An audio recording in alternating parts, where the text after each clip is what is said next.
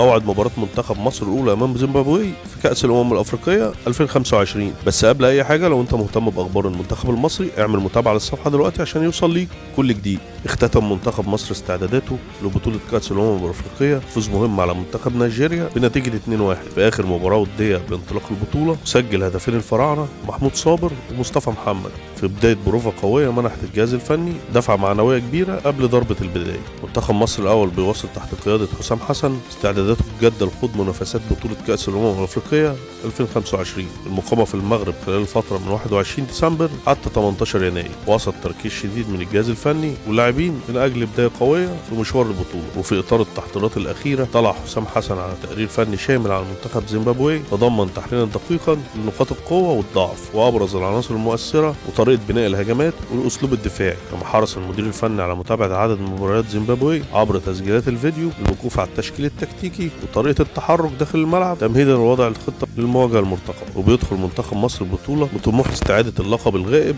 من 2010 بعد ما حقق إنجاز تاريخي بالفوز بالبطولة 3 مرات متتالية عام 2006 و2008 و2010 تحت قيادة حسن شحاتة. وبيأمل الفراعنة في إضافة النجمة الثامنة بعد الإخفاق في نهائي 2017 أمام الكاميرون ونهائي 2021 أمام السنغال. وبيعد منتخب مصر الأكثر تتويج باللقب برصيد 7 ألقاب، بيليه الكاميرون ب5 ألقاب ثم غانا ب4 ألقاب. معسكر المنتخب المصري بيشهد منافسة قوية بين محمد حمدي وأحمد فتوح على مركز الظهير الأيسر في التشكيل الأساسي أمام زيمبابوي. بحسب ما تم رصده في التدريبات بتميل الكفة حاليا لصالح أحمد فتوح في ظل قدراته الهجومية الكبيرة ورغبة الجهاز الفني في استغلال الأظهرة كحل هجومي إضافي على الأطراف. أطلقت شركة أديداس رسميا حذاء F50 والخاص بمحمد صلاح تكريم لأصوله ومكانته كملك للمنتخب المصري قبل انطلاق كأس الأمم الأفريقية. وبيتميز الحذاء بقاعدة بيضاء نقية مع نقوش هيروغليفية باللون رملي مستوحاة من تاريخ الحضارة المصرية ومع الخطوط الثلاثة الشهيرة باللون الذهبي. أما عن موعد مباراة مصر وزيمبابوي فالمباراة يوم الاثنين القادم 22 ديسمبر الساعة 10 مساء بتوقيت القاهرة على ملعب أضرار بمدينة أغادير المغربية، وستنقل المباراة عبر قناة بين سبورتس ماكس 1 وأسند التعليق